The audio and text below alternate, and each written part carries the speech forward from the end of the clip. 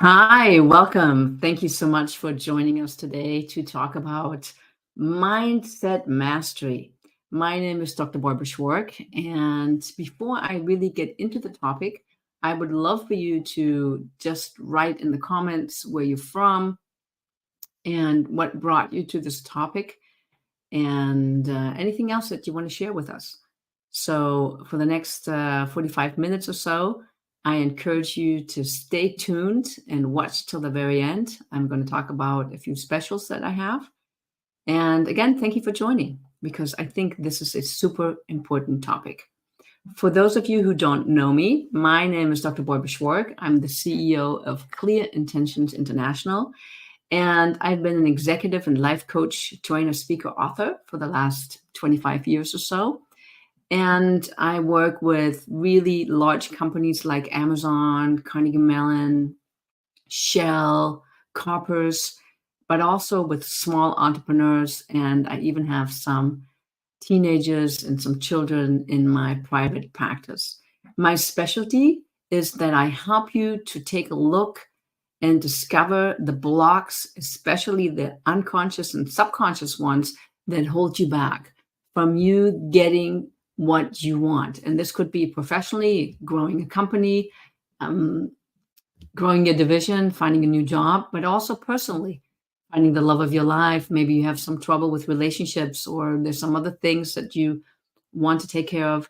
Really, for me, the way I look at it's not just at the strategies and the tools that you have, but what's equally important is the basis that your subconscious, your unconscious, all of who you are, that those blocks are uncovered and neutralized, and so that you can really soar and thrive and manifest your dreams, goals, and desires.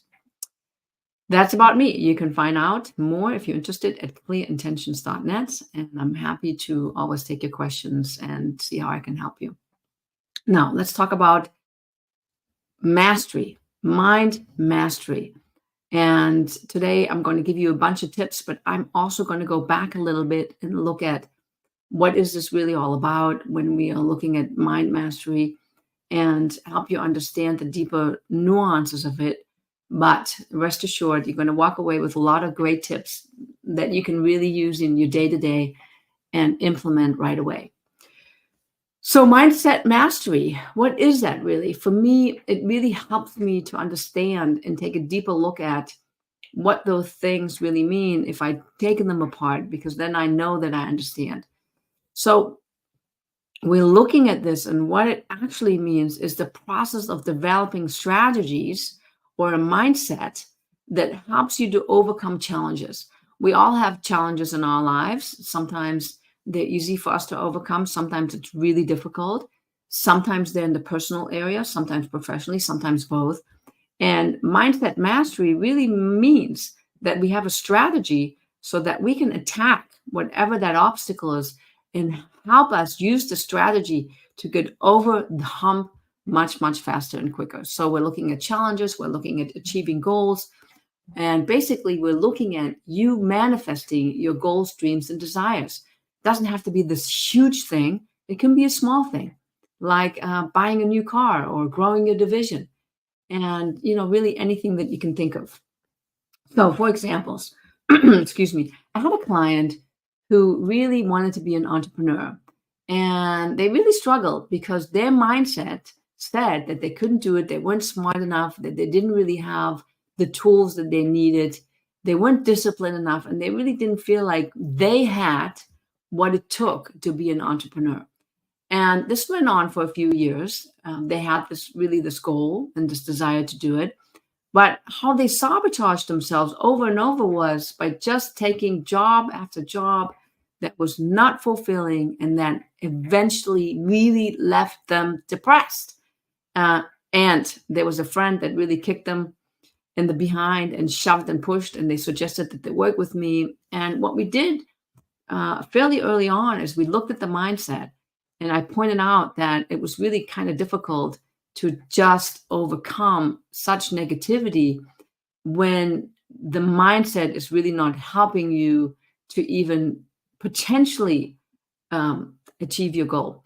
So we changed the mindset, and I was able to point out that the person was actually resilient and that they had done a lot of amazing things and used that past experience in different areas to bridge it into what they wanted to do. And rest assured, today they are the CEO of a multi-million dollar company, super successful. And we sometimes laugh about those days of when they thought that they couldn't be a successful entrepreneur. So that's just one example, but there are many examples like that. And Hollywood thrives on this. There's all these movies that show us how you can change your mindset, how you can change your emotions, how you can overcome obstacles.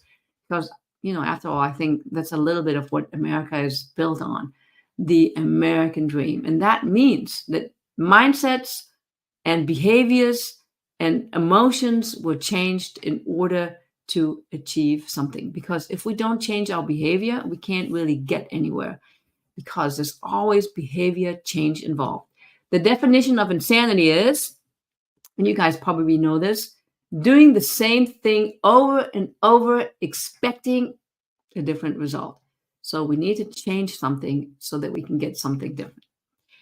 Okay, so where do we want to start today? We want to take a look at the intellectual part of the mindset. And there's a famous psychologist that really helped us look at this. And I'm just turning my notes over here. Carol Dweck. She did some pioneering work in the concept of mindset. And basically what she looked at was sort of two different sets, and one with the limiting or the what I would call more dogmatic or final mindset, and the other one was what we would call a growth mindset. And as the words are telling us, you can just already think, and you're right, that the limiting or the fixed mindset is really somebody that looks at intelligence and abilities and says, it's fixed. I can't get any better. This is all I have. And, I was born with a certain amount of intelligence and it's not going to get any better. And the person with the growth mindset looks at intelligence and says, no, this is something I can acquire. I can change. I can learn a new language, and I'm able to do it. And I don't really need to get into it too much deeper, but you can imagine that the person that has a growth mindset and is able to be more flexible and agile has the potential to do much more things and do things in an easier fashion, because I'm agile, I'm open. So I'm going to look at my world in a completely different way. The person is fixed, this is the person that's more dogmatic, is going to have trouble with that. So what is important to note here is that we're not just one way. We are fixed in some ways, and we have a growth mindset in other ways. And the trick here is to be really, really honest with yourself and take a look and say, wow, I'm really fixed over here. When I look at some of my personal things, I'm fixed. I don't think I can do it. And when I look at business and I look at my career, or I'm looking at other people, I am really, really, really open. I have a growth mindset. So there's another saying that I've been using, and I heard this, I think, the first time 30 years ago, that is, simple awareness is often curative. So it starts with awareness. And if I don't have the awareness that I'm fixed in some way, excuse me, then it's hard for me. So I want to be really brutally honest with myself and take a look at the areas that I'm fixed, I have not been able to move, and look at the areas where I'm flexible and I have a growth mindset, and then decide what I want to do about that fixed mindset. And really, oftentimes, it's just declaring, hey, look, I'm fixed here. I want to do something about it. Help me, help me. That is usually the first step for something to change. So, but besides the intellect, because most people think when we're talking about mastery mind, that it's all about the thoughts, it's about your intellect, is to realize that it's not just about only that there are other dimensions of our consciousness that we need to take into consideration. So, of course, we have the intellect, but we also have our emotions, and then we have the subconscious and unconscious, where our fight, flight, or freeze is present. And then we have some social components, and all those different levels really make up our growth mindset, because the mind is no longer just the intellectual part. It's actually much, much, much larger. And in order to understand that better, what I'd like to do is my famous lecturette on the brain. Some of you may have seen it already, but I think it's very, very important because it really helps us understand what this whole mindset actually is made up of. So I always often like to call it the culprit, but it's not just the culprit, but it's also the part that really helps us to grow and to uh, to change. And as you can see here in this slide, I have three different parts of the brain that I put up. I have the neocortex, which is the rational part of our brain. I have the limbic, the emotional, and I have the reptilian, which is the survival. Now, before I explain the different parts to you, I want to remind you that the brain, our mind, is responsible about everything. So we're not just talking about breathing, which happens automatically, but we're also talking about decisions that we're making.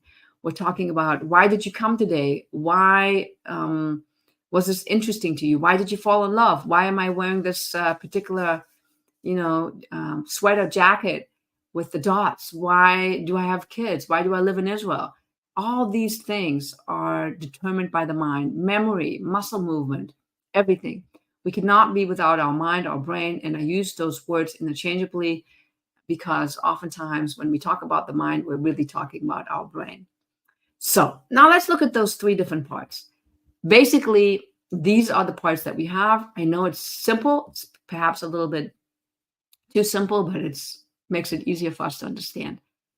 So we have the neocortex. The neocortex is the part of our brain that's responsible for all the rational things.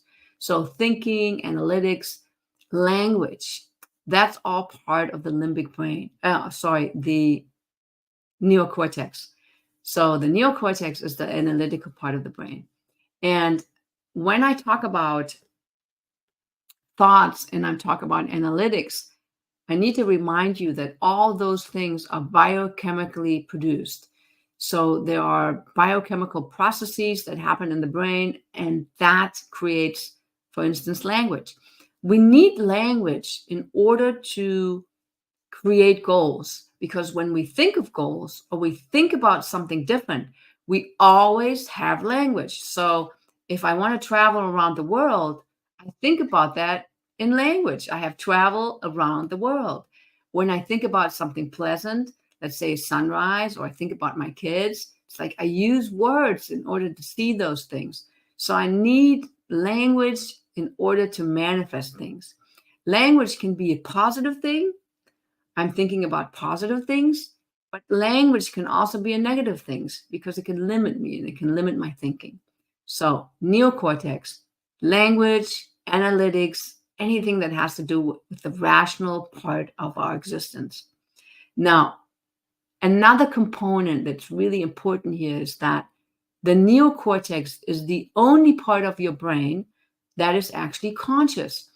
And what I mean by that is that I can control it. I can switch my thoughts. I can change my language. I am now listening and talking to you with my neocortex fully engaged. I can change it. It's not that easy, as we know, because it's very difficult for us to control what comes out of our mouth and what we're thinking. But technically, and if we really practice, we can do it. The next part of the brain is the limbic system. The limbic system is part of our brain that produces, again, biochemically, produces emotions, but it also regulates our temperature. So have you noticed that when you're upset, sometimes you get all hot or you get all cold? It's because that part of the brain controls those two functions, among a bunch of other things. Now, emotions are biochemical. That means you cannot control them. It's not like I want to feel sad or I want to feel happy.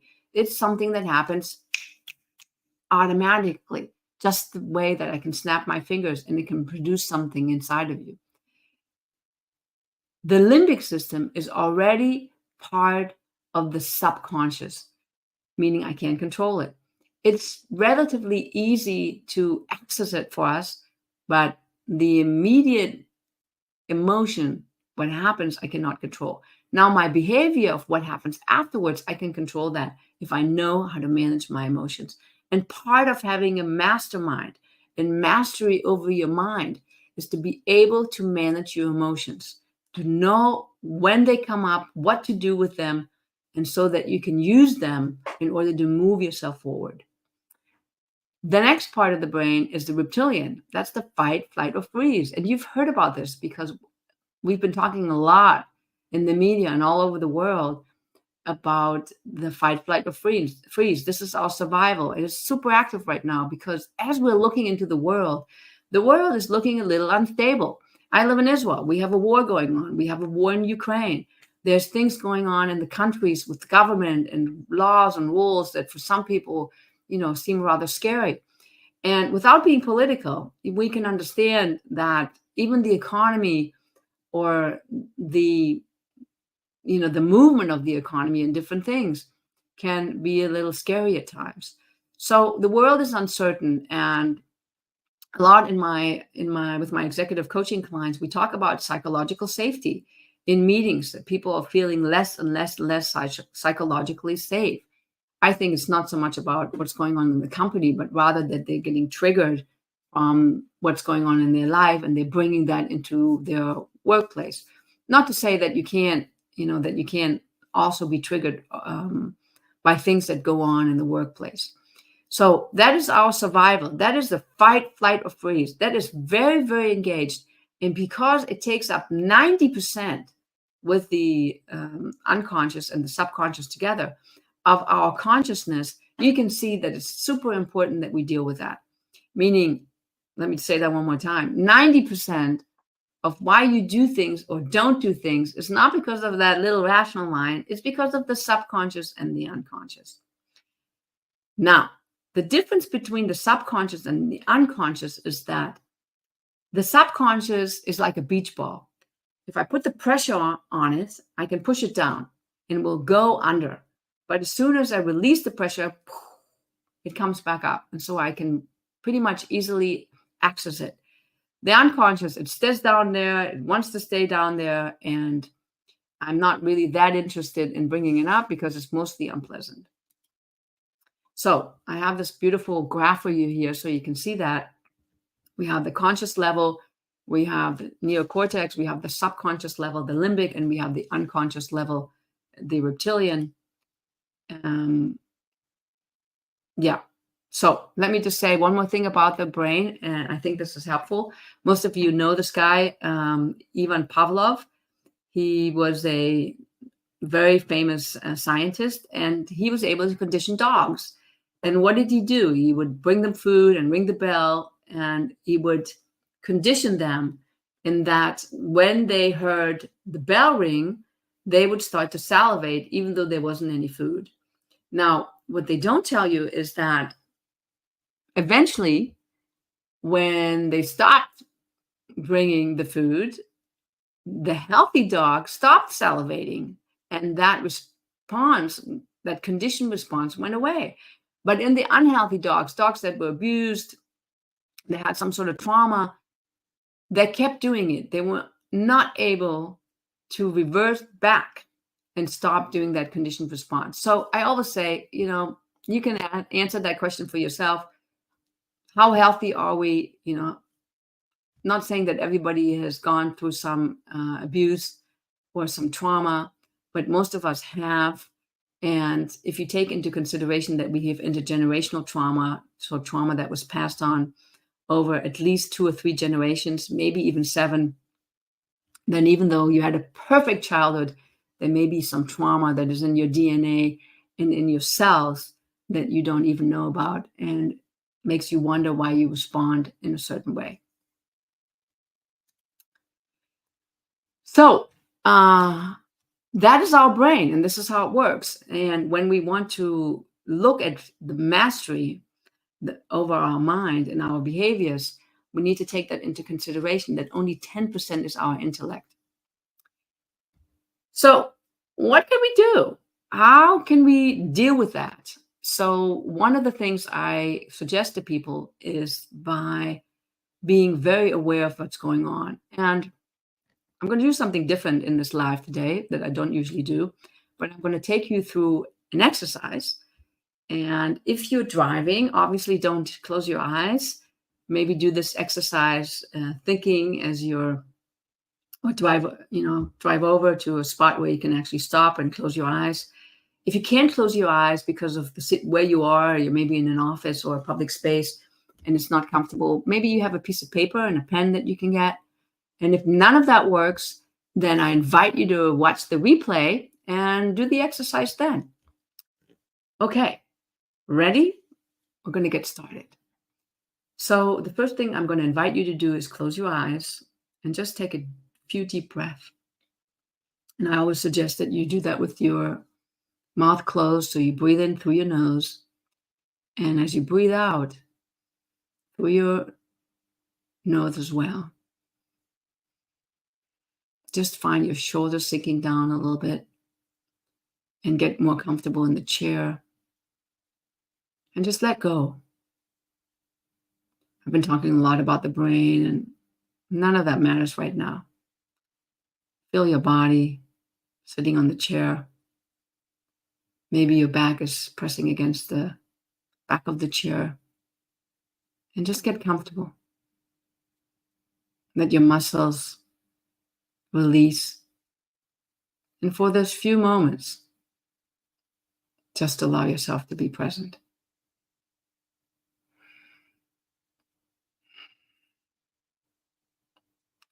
Now I'd like to invite you to bring to mind a situation that is challenging for you right now.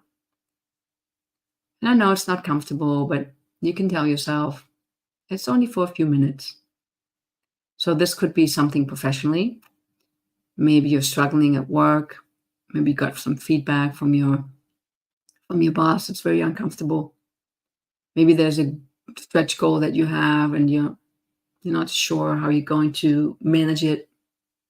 Maybe it's personal. Maybe there's a relationship that's really not going so well right now, or with your kids. Maybe they're not listening. My kids, they don't listen so well right now. Maybe it's the outside world. You feel like you have no control. You look outside and you're like, God, what's going on? Whatever it is, just allow yourself to be really with that situation. Just for a minute or so. Are there people involved? Sounds? Do you hear sentences? Let all your senses become super alive. There's smells. Where are you? Get into the situation.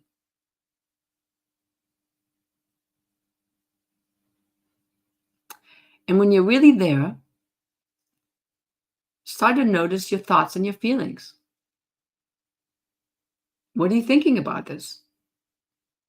Oh, this is too hard. I can't. I tried. Let all the negative thoughts and feelings come out. I can't do it. I'm not good enough. I'm too old.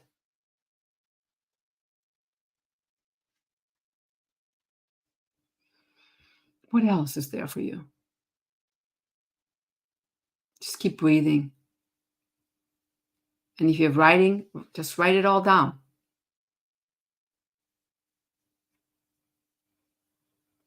Peter's never going to help me if there's other people involved. The world's never going to change.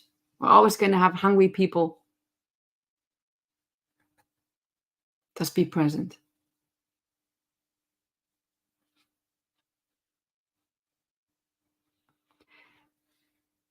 And when you just feel like you can't take it anymore, just take another breath and say, oh, I'm only going to be doing this for another 30 seconds or so, and then I'm done.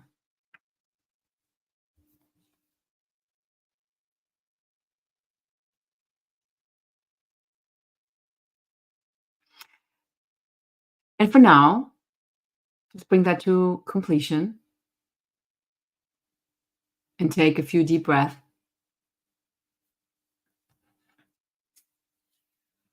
And tell yourself, I'm going to close my eyes too. I'm going to be able to handle this. I don't know how, but I'm going to let it go. And maybe you want to say that again. I'm going to let these go. I'm going to let these negative thoughts go. Just for right now. I'm going to figure something out. Maybe I don't know what it is, but somehow I'm going to figure something out. And with that, I'm going to invite you to come back. Open your eyes, maybe take a stretch. And tell yourself, good job. Awesome. I did it. Okay. Super. So this is a very simple awareness exercise that we often avoid like the plague because we don't want to really know all the stuff that's going on inside. Because what do? We shove them down. We drink them away. We watch TV, Netflix. Some of us are workaholics. I've been talking to a lot of clients that work 7 days a week, really 10, 12, 14 hours every day. So it's a form of avoidance because when we're working all the time, we can't really be present to the things that we're feeling. So we have, as human beings, so many avoiding tools. So today, I want you to applaud yourself because you didn't avoid it. You actually dealt with it head on. So what can we do about it? And I'm going to talk about a few tips of what you can do, because in order to get clarity, in order to be able to fulfill on your goals, you need to be able to handle your emotions because they're always going to come and bite you in the behind and derail you. Emotions are the key to just about everything. If you want to learn a new skill, if you want to create a new goal, if you want to move forward, you always need your emotions because the emotions are actually what's fueling you to move forward. It's like gas. It's like gas on the fire. And if the emotions are holding you back, it's like a no-go. And the stronger they are, the more triggered you are, the harder it is for you to overcome it with your willpower, which is what most people say. I'm just going to think about it. I'm going to just power myself through and my will's going to get me through. Let me tell you, IBM did a study, my God, it's probably 20, 30 years ago, and they looked at about 10,000 people with a life-challenging illness. And all those people had to do in order to deal with their illness was to stop smoking, start exercising, changing their diet. You think they did it? Nope. 10% of the people were actually able to do it. Why? Because they had negative beliefs, negative thinking, and they wanted to stay comfortable. And it was more comfortable to have what they knew, even though it meant that they could die. So that is us as a species. It's very difficult for us because we have that negative mindset and we have those emotions that trigger us. So what can we do? How can we deal with these emotions that are so hindersome? So I said, we can overpower them with our will. We can push them away and ignore them. We can do something that I do is called neuroemotional coaching, and we can deal with them and we can manage them. And before I talk about neuroemotional coaching, I'm going to give you some tips on what you can do. So you want to pay attention. First thing that you can do is affirmations. And I know some of you think that affirmations are actually super hokey, but affirmations work. There's a lot of neuroscience that's written about it, and it works because what you do when you use affirmations is you change your neuroplasticity. And that's what you want. You want to change your neuroplasticity, meaning new stuff is happening with your neuropeptides. You want to disrupt that neuropeptide automatic chain reaction and create that new neuroplasticity. Affirmations only work if they're positive, if they're 50% believable, and if you do them repetitively, because we're slow. And there's more that I can talk about to explain to you about the brain, but take it from me that we are really slow to change. Animals can change much faster, but because we have the intellect, we're really slow. So you want to say that affirmation over and over and over again. Usually I say 100 times a day for at least 30 days. If you missed a day, you start over because that is the cycle that we need in order to change our neuroplasticity. Now, when I work with my clients, I work on something called a master affirmation that describes who they are, who they want to stretch into, and what they want to do with that in the world. And they have that for life. And it really helps them in all kinds of situations to change as well their master neuroplasticity. So affirmations, something that's called free-form writing. Free-form writing is a release technique. What you do is you take a piece of paper and a pen, old-fashioned, old school, and you sit down for 30 minutes and you write down all the garbage that you have, that you're feeling. I can't do it. It's too hard. I'm not good enough. I'm unworthy. You write it all down.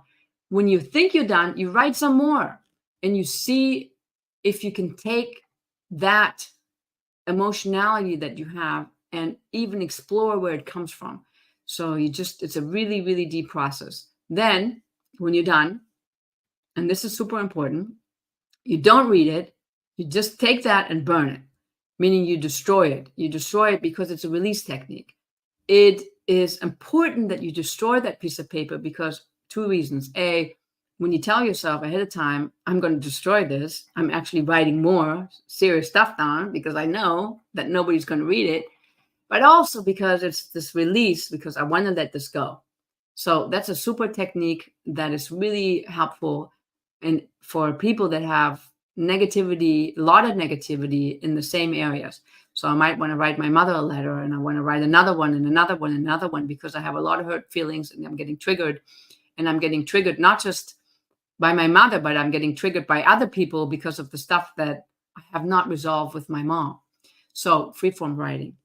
Forgiveness and acceptance. Wow, what a powerful tool and technique. So when I have emotions and I don't like them about myself, I can forgive myself. I used the statement from USM, the University of Santa Monica.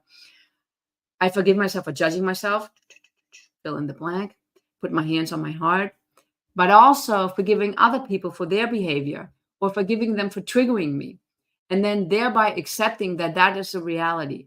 Listen, I said early on in this webinar, simple awareness is often curative. So when I accept the way it is, not as it always has to be that way, but it is like this right now, I can actually move myself because I no longer now have to deal with the dogma of protecting myself and defending myself against something. So I can do forgiveness, forgive myself for being imperfect, or forgive myself for not being good enough or not feeling good enough, and thereby accepting that is right now a reality so that I can actually open the door to changing that. Last but not least, I have written down here, champion and acknowledgement. So this is another way to generate positivity. Acknowledgement is about the past and championing is about the future. It's to look at the things that you did and acknowledge and champion some of the qualities that it took you or will take you to get this done. So if I wanted to champion myself about running a marathon, I could say I champion myself for running a marathon because I know that I'm disciplined, I'm devoted, I'm capable, and I'm resilient. So I'm looking at the qualities that I have in order to champion myself. Let me tell you a quick story. Yesterday, I was shampooing my daughter's hair, and she doesn't want it, and she always says, "No, I don't want to do it." And she started to cry a little bit, and in the middle of us washing her hair, her older brother was helping her. I started to say, "You are a hero. You can do it. You are a hero. You are strong." And all of a sudden, her brother chimed into it, and all of a sudden, she was no longer crying. She was bringing up that resilience inside of her, and that little 3-year-old girl was so proud of herself because she managed to get through washing her hair without crying. So that's a way to champion a 3-year-old, and it was really great, and I was really happy that it was so successful. And you can champion yourself, you can champion your kids, you can champion your employees, because championing makes us feel good, and then we stay on the positive wave of our emotions. So what else? Neuroemotional coaching. Let me just tell you a little bit about it, because that is what I do and is what I live for, because I love neuroemotional coaching, because it has changed my life and it's changed the life of so many of my clients. I started coaching, like I said, 25 years ago, and Early on, I had this epiphany that it was difficult for people to change behavior, and that to change their mindset and have a mastery mindset was not that easy, because even myself, we would fall into the old patterns.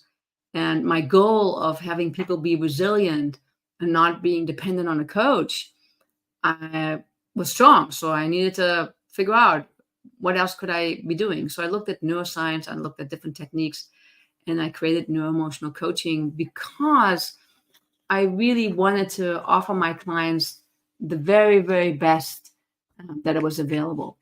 So, neuroemotional coaching, NEC, it's a coaching method that integrates principles from neuroscience, emotional intelligence, and traditional coaching methods, all to facilitate personal growth and professional growth, of course, to deal with emotional resilience and behavioral change. Look, here we are again. It's always about the behavioral change.